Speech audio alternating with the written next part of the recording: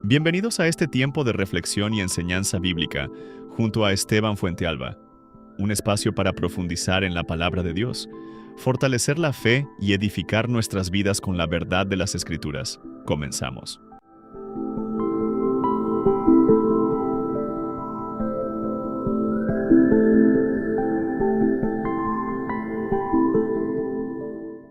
Entonces, hermanos queridos, como ustedes pueden ver, aquí hay un tema que es muy importante. Este ítem lleva por título La pena capital a la luz de las Escrituras. La pena capital a la luz de las Escrituras. ¿A quién le interesa este tema? A mí me interesa muchísimo porque yo lo defiendo este tema, hermanos queridos. Y quiero compartírselos a ustedes porque entra en el Pentateuco, entra en el Decálogo y es importantísimo que estemos culturizados respecto a este tema. Y antes de analizar la pena capital, debemos entender correctamente el sexto mandamiento: no matarás. Debemos entenderlo correctamente: no matarás. En Éxodo capítulo 20, verso 13, y Deuteronomio capítulo 5, verso 17, nuestro Dios mismo es quien nos lo dice: no matarás. Ahora, estudiemos. El verbo hebreo utilizado en el Pentateuco se traduce del término ratzaj. ¿Lo pueden ver? Ese es el término hebreo, ratzaj, el cual significa despedazar, matar a un humano, asesinar, aplastar. Hace referencia a un homicida, a un matador. También es importante, como cultura bíblica, que sepamos que este verbo hebreo aparece más de 40 veces en todo el Antiguo Testamento, específicamente en el Pentateuco. Pero también es importante que sepamos que la Biblia utiliza otro verbo hebreo y es ahí la confusión. La Biblia utiliza otro verbo hebreo que implica la idea de matar o quitar la vida, pero esta vez en un sentido más amplio. Ahí está, en un sentido más amplio. Y el verbo hebreo es araj. Araj. Dijimos que significa matar o quitar la vida en un sentido más amplio. Se usa en las guerras. ¿En qué más? En los juicios. Y también se usa en otros contextos donde la muerte no es necesariamente un asesinato criminal. ¿Dónde se usa este verbo hebreo araj? Se usa, por ejemplo, con Caín cuando se levantó y mató a su hermano. ¿Cómo se llama su hermano? Abel. También se usa cuando la Escritura nos dice que David se levantó, tomó la espada del gigante y lo mató. Araj, y lo mató. Entonces, este verbo hebreo, araj, dijimos que se traduce en un sentido más amplio, significa simplemente matar o dar muerte, pero en un sentido general. Puede referirse a un asesinato, a una muerte en guerra o a la ejecución de algo. Es por eso que la Biblia siempre va a hacer la distinción entre araj y, ¿cuál es el otro término? Ratzaj. Araj y ratzaj. Quitar la vida en un sentido más amplio, ¿cuál es? Araj. Araj. ¿Y ratzaj qué significa? Asesinar, despedazar. Hace referencia literalmente a asesinar injustamente. No matarás. Asesinar injustamente o de manera criminal. Así que, por lo tanto, este mandamiento no prohíbe el acto de quitar la vida. No prohíbe el acto de quitar la vida, sino el asesinato injusto. El asesinato injusto. Quiero colocar eso como base para edificar esto teológicamente. Vayamos a las bases de mi tesis. Esteban, ¿por qué tú defiendes la pena capital? Lo voy a explicar bíblicamente. Número 1, el fundamento universal de la pena capital es la imagen de Dios. El fundamento universal de la pena capital es la imagen de Dios. Ese es el fundamento. Génesis capítulo 9, verso 6. El que derramare sangre de hombre, por el hombre su sangre será derramada, porque a imagen de Dios es hecho el hombre. Muy bien.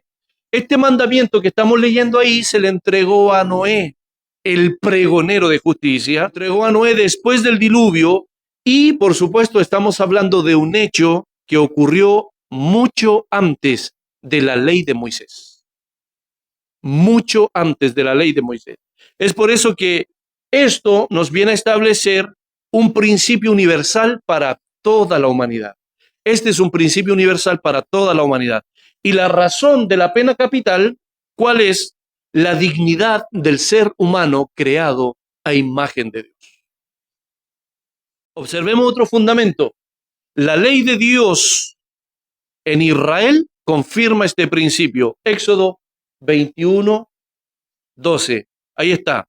El que hiere a alguno haciéndole morir, él morirá. Que el que ha quitado la vida ha perdido el derecho de seguir viviendo. Pero estamos hablando de manera criminal, porque son fundamentos universales. El que hiere a alguno haciéndole morir, él morirá. Y ya vamos edificando poco a poco, ya vamos a llegar a Cristo, al Nuevo Testamento, a la gracia. Así que no se impacienten. Estamos observando que el homicidio intencional recibía la pena máxima. Si ustedes observan en su Biblia, ¿cuántos trajeron su Biblia? Por favor, vayan a Números. En el capítulo 35, verso 16 al 21, Números 35, 16 al 21, constantemente se nos está diciendo, el homicida morirá, el homicida morirá, el homicida morirá. Y ahí surge una pregunta para nosotros, los estudiantes de la Biblia. ¿Por qué incesantemente el Señor está demandando la muerte de un homicida? Por 35 versos, 16 al 21. ¿Por qué el Señor demanda tanto la muerte de un homicida? ¿Qué es lo que pasa?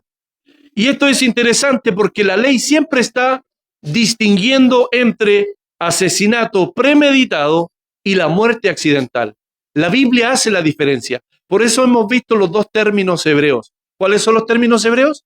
La Biblia es muy clara en mostrarnos que el asesino debe morir. Y la Biblia responde por qué.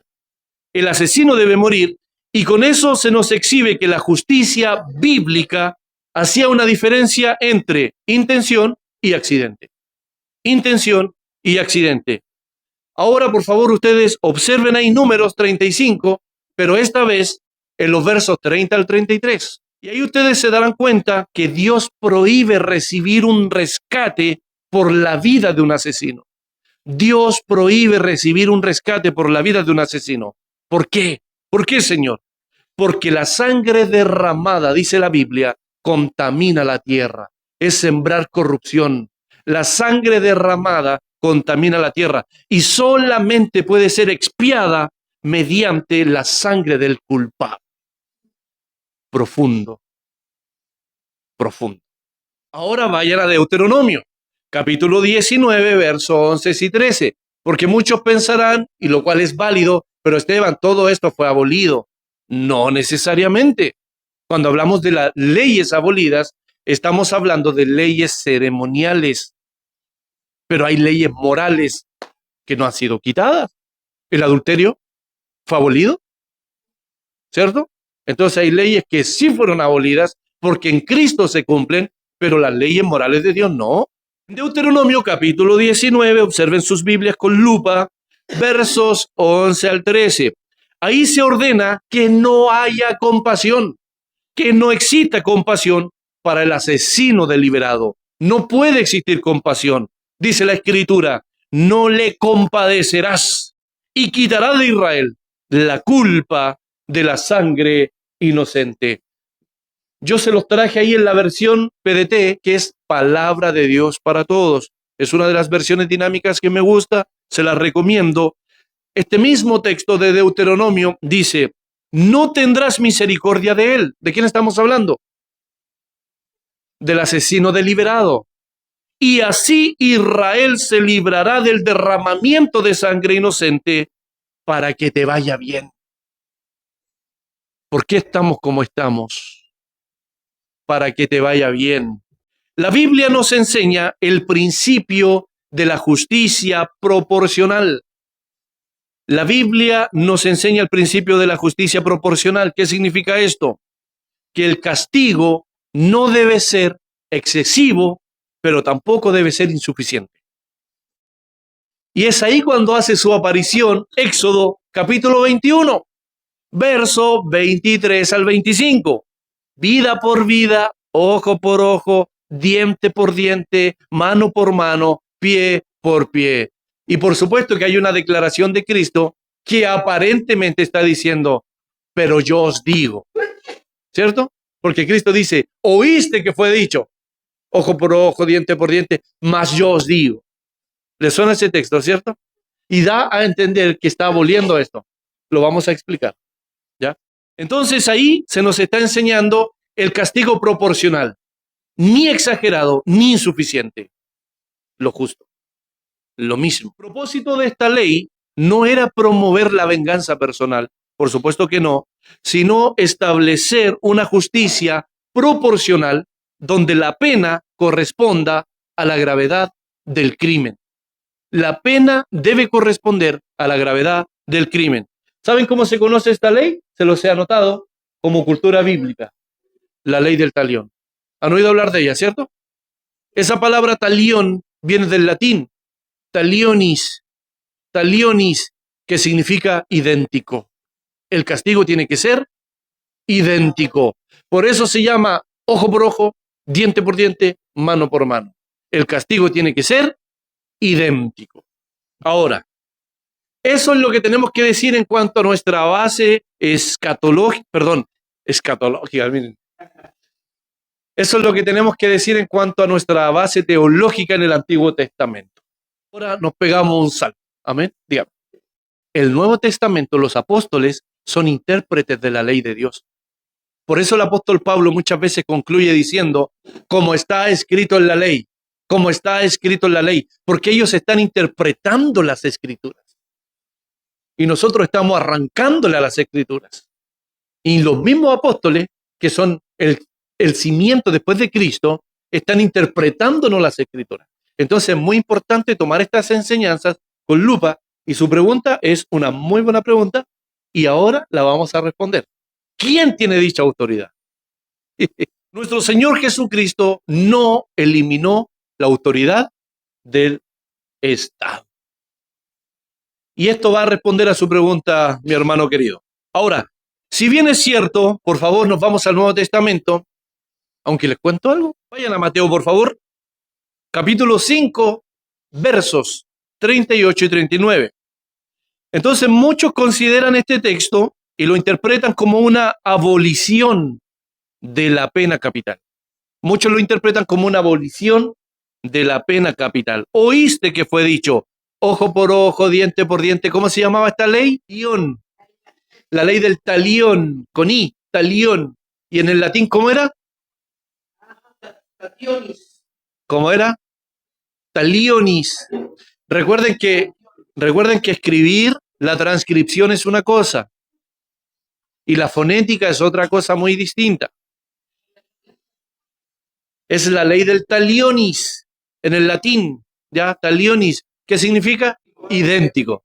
Idéntico. Ahí usted le da la aplicación al contexto. Claro, por eso dice la ley del talión. Pero la palabra talionis tiene un significado que es idéntico y se aplica según el contexto. ¿Ya? Significa idéntico, semejanza, etc. Observamos este texto, muchos lo interpretan como una abolición de la pena capital. Oíste que fue dicho, ojo por ojo y diente por diente. Pero yo os digo, no resistáis al que es malo. El contexto de esta declaración que está haciendo nuestro Señor Jesucristo tiene que ver con la venganza personal. Tiene que ver con la venganza personal y también tiene que ver con la actitud del discípulo frente a los agravios, a los insultos, a las maldiciones, etcétera, etcétera, etcétera. Y no se está refiriendo nuestro Señor Jesucristo a la función del gobierno civil. Se está refiriendo a la venganza personal y a la actitud que debe tener el discípulo frente a las ofensas. Más, Si ustedes observan San Juan, capítulo 19, estoy dando las bases, verso 10 y 11, ahí ustedes, San Juan 19, 10 y 11, nuestro Señor Jesucristo reconoció la autoridad judicial del Estado cuando le dijo a Pilato, ninguna autoridad tendrías contra mí si no te fuese dada desde arriba. ¿Se dan cuenta? Cristo está reconociendo la autoridad judicial del Estado. Ninguna autoridad tendrías contra mí si no te fuese dada de arriba. Otros apelan a Mateo, léalo por favor, mi hermano Mauricio, capítulo 5, verso 39. Amén. Hermano Mauricio, yo estoy frente a usted. Si yo lo quiero bofetear, ¿ya? Con todo respeto, por supuesto. Pero voy a explicar algo para que entendamos. Escúcheme. Jesucristo está hablando de la mejilla, ¿cuál? Derecha. Ojo, si yo lo quiero bofetear a mi hermano, ¿le pego en su mejilla derecha? ¿En cuál estoy pegando? No se está refiriendo a este acto.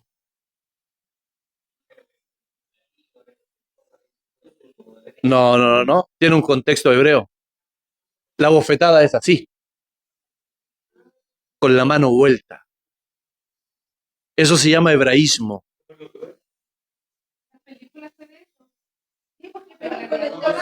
Exacto. Para bofetear la mejilla derecha de mi hermano, yo tengo que pegarle con mi mano vuelta. Entonces, la declaración de Cristo tiene que ver con una humillación pública. Y nuevamente está hablando de la venganza personal y de la actitud del discípulo. Entonces muchos, para poder refutar la pena capital, usan estos textos. Oíste que fue dicho, mas yo digo, Cristo está hablando de la venganza personal y de la actitud del discípulo frente a las ofensas, a los insultos, a las maldiciones, etcétera, etcétera. Para yo golpear en la mejilla derecha a mi hermano, yo tengo que volver mi mano y golpearlo con mi mano vuelta al revés. Esa es una humillación pública en el contexto hebreo. ¿Cómo se llama eso? Hebraísmo. Es una declaración semítica. Se llama hebraísmo. Y tenemos muchos hebraísmos en las escrituras. No sé si los anoté por ahí. Ahí están. Si tu ojo te es ocasión de caer, sácalo. ¿Quién se sacaría el ojo? Los monjes lo hicieron. Los monjes lo hicieron. Si tu ojo te es ocasión de caer, sácalo. ¿El pecado se quitaría sacando el ojo? ¿Ven? Y quienes lo han hecho literalmente. Pero Cristo siempre apunta al pecado del hombre. Si nos cortamos la mano, ¿dejaremos de ser hurtadores? Lo llevamos en el corazón. El hebraísmo tiene que ver con expresiones judías. Claro, ley del talionis. Y por la otra mejilla es otro hebraísmo. Tiene que ver con una ofensa pública. No responder de la misma manera. Otro hebraísmo, lo vimos aquí el otro día. El camello. Por el ojo de una aguja. ¿Cuántas veces entonces muchos dicen, hermano, es más fácil pasar el camello por el ojo de una aguja que un rico entre en el reino de los cielos? Entonces han llegado a pensar que habían entradas en Jerusalén que les llamaban ojo de aguja. Hermano, si tienes una entrada en Jerusalén, todas las ciudades te rodean y pasan por ahí. Las ciudades eran amuralladas. Entonces, eso es un hebraísmo. Es un proverbio judío para hablar de la imposibilidad de las cosas. Por eso Cristo termina diciendo lo que es imposible para los hombres, es posible para Dios. Porque Él usa la imagen de un rico. ¿Qué tiene que ver un rico para los judíos? Un rico es sinónimo de la bendición de Jehová. Jehová está contigo, el Señor está contigo, el Señor te prospera, te ayuda, hace crecer tus graneros, tus corrales, etcétera, etcétera. Entonces Cristo dice, es más fácil que pase un camello por el ojo de una aguja a que un rico entre en el reino de los cielos. La gente que estaba ahí escuchando dijo, oye, si un rico no puede entrar al reino de los cielos, ¿qué nos queda a nosotros? Por eso Cristo continúa diciendo, lo que es imposible para los hombres es posible para Dios. La salvación del hombre es un milagro de Dios. Es un don de Dios. Camillo y el ojo de aguja es un hebraísmo. Es un proverbio judío para hablar de la imposibilidad de las cosas. En la cultura judía, esa expresión no hablaba de agresión física, hablaba de una humillación pública. No era una pelea, era una afrenta al honor. ¿Qué nos está enseñando nuestro maestro? Está prohibiendo la venganza personal y en lugar de responder insulto por insulto, humillación por humillación, el discípulo debe reaccionar de una manera que rompa el ciclo del odio. Eso es lo que enseña nuestro gran maestro.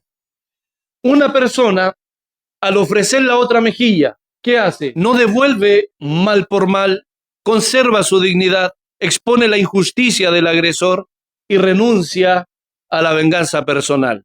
Ahora, ¿qué nos significa esto? Y lo voy a mostrar con la Biblia. ¿Por qué nos significa esto? ¿Qué nos significa esto? Permitir toda clase de abusos, renunciar a la justicia civil, no defender a otros de una agresión y que un gobierno no castigue el mal. No significa eso. De hecho, no significa. De hecho, nuestro Señor Jesucristo, cuando fue golpeado injustamente, no ofreció literalmente la otra mejilla. Si ustedes lo observan en San Juan, capítulo 18, verso 23, él dijo, si he hablado bien, ¿por qué me golpeas? ¿Por qué no ofreció la otra mejilla? Si he hablado bien, ¿por qué me golpeas? Está reclamando el acto injusto. El apóstol Pablo, cuando es abofeteado por el poder religioso, dice, Dios te golpeará a ti, pared blanqueada. En pocas palabras, en buen castellano, por haberme golpeado. Entonces, ¿por qué no ponen la otra mejilla? Porque no se está refiriendo a eso. También es obvio que nuestro Señor Jesucristo no tomó represalias, pero sí denunció la injusticia. No toma represalias, pero denuncia la injusticia. El Señor nos enseña a renunciar a la venganza personal con esos textos. Eso es importante. Y debemos responder al insulto con gracia y con dominio propio. Observen Hechos capítulo 25, verso 11. Nos acercamos a la etapa final. El apóstol Pablo declara, si algún agravio o cosa alguna digna de muerte he hecho, no rehúso morir. El apóstol Pablo, adoctrinador de la iglesia, hablando de las leyes impuestas por las autoridades, por el gobierno. Si algún agravio o cosa alguna digna de muerte he hecho, no rehúso morir. Aquí el apóstol Pablo está reconociendo que existen delitos que pueden merecer la pena de muerte. En Romanos capítulo 13, verso 1 al 4, nuevamente el apóstol nos enseña que las autoridades han sido establecidas por Dios. Como dice, no en vano lleva la espada, pues es servidor de Dios, vengador para castigar al que hace lo malo. Está hablando del poder del Estado y eso responde a su pregunta, mi Romanos capítulo 13, literalmente. Responde a su pregunta inicial. Dice que no en vano lleva la espada, pues es servidor de Dios. Está hablando del poder judicial del Estado. La palabra servidor es la palabra griega diáconos. Diáconos. El Estado es servidor de Dios. En el Antiguo Testamento, ¿a cuántos siervos de Dios no conocemos que, valga la redundancia, sirvieron al Señor sin saber? Reyes, Ciro. ¿Acaso no decía el Señor, es mi ungido? Ciro, su ungido. Entonces la palabra Mashiach se usa en un sentido de que Dios usó su poder, su gobierno. Le llama mi ungido a Ciro. La palabra vengador que usa el apóstol Pablo en Romanos se traduce de un adjetivo griego. Ahí está. Écdicos, écdicos, que significa el que impone una pena a una persona, el que ejecuta ira sobre un malhechor, es un castigador, literalmente. Y este castigador lleva la majaira, dice el Espíritu Santo, por medio de la pluma de Pablo a los romanos. Este vengador hace referencia al justiciero de Dios, lleva la majaira, lleva la espada. ¿Qué es la espada? El instrumento de los jueces, el símbolo del castigo judicial. Entonces la espada representa el derecho del Estado de ejercer fuerza coercitiva y, en su sentido más severo, la pena capital.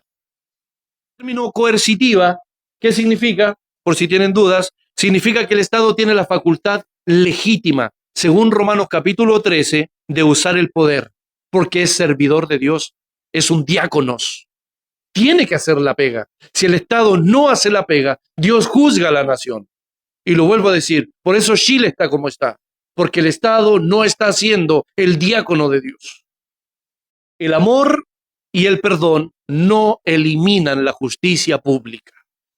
El amor y el perdón no eliminan la justicia pública. Es cierto, el cristiano debe perdonar a sus enemigos, según Mateo capítulo 5, verso 44, pero el perdón personal a una persona, alguien asesinó a tu esposa, a tu hijo, etcétera, etcétera, no anula la responsabilidad del gobierno de hacer justicia. O vamos nosotros al tribunal a decir, yo lo perdono, señor juez. Ok, te ha perdonado, eres libre. ¿El juez lo echa para la casa? No, te perdonó, pero igual vas a ser castigado. El perdón personal no anula la responsabilidad del gobierno de castigar el mal. Una persona puede perdonar el asesinato de un familiar y, sin embargo, el Estado sigue teniendo el deber de ministrar justicia. Debe seguir su diaconado, debe seguir siendo el servidor de Dios. El Estado es el representante de Dios en la tierra para castigar a los malos.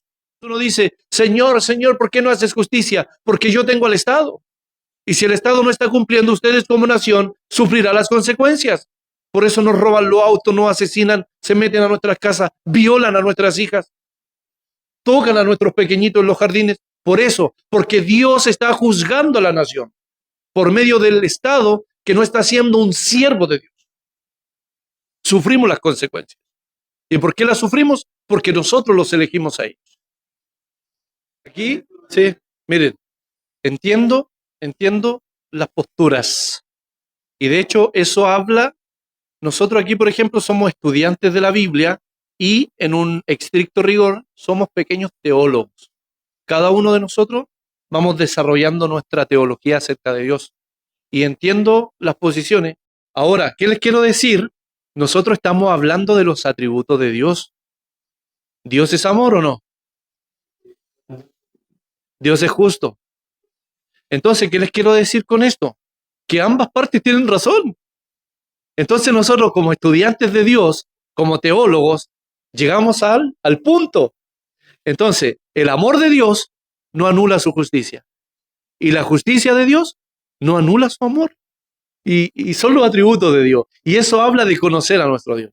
Así que por lo tanto, estamos de acuerdo, acompañamos a fulano de tal, y esto me hace pensar también en el malhechor que estaba crucificado junto a Cristo, condenado a muerte por el poder del Estado, ¿cierto? Independientemente de los tiranos, la tiranía, Dios va a juzgar la tiranía, por supuesto que sí.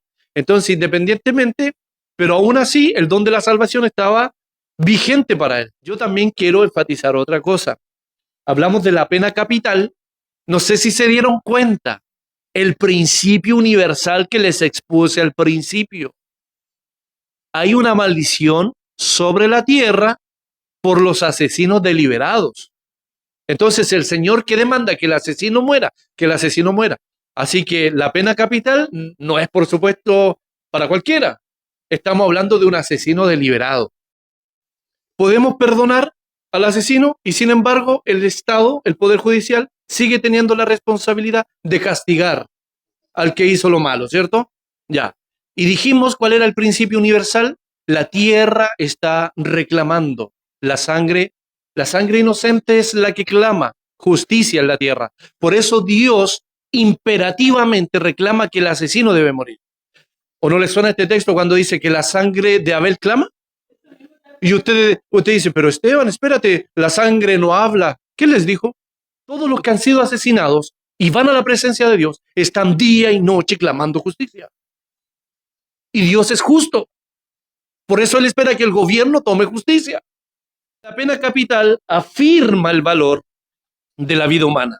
Y el argumento final de todo esto es que la pena de muerte no significa que la vida humana tenga poco valor. Al contrario, la razón por la cual el asesinato merece el castigo máximo es porque la vida humana posee un valor tan grande por haber sido creada a imagen de Dios. Conclusión de mi tesis, entonces, la Biblia distingue entre el asesinato injusto y la ejecución de una sentencia justa. El mandamiento no matarás prohíbe ¿cuál era el verbo hebreo? Ratzaj. Prohíbe el ratzaj, es decir, el homicidio criminal, y no se refiere al acto de quitar la vida simplemente.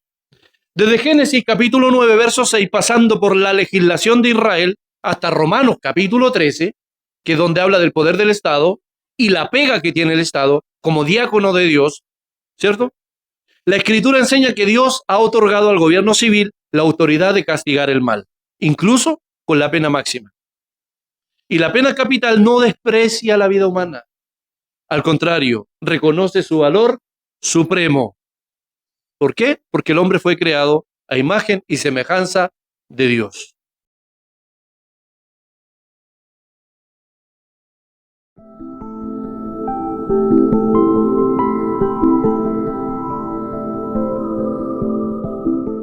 Esto fue una reflexión bíblica junto a Esteban Fuentealba. Si deseas oír más de sus enseñanzas, puedes ir a YouTube y Facebook con el nombre de Esteban Fuentealba. También en Instagram, expositor.esteban777. Gracias por acompañarnos. Guarda esto, lo vas a necesitar.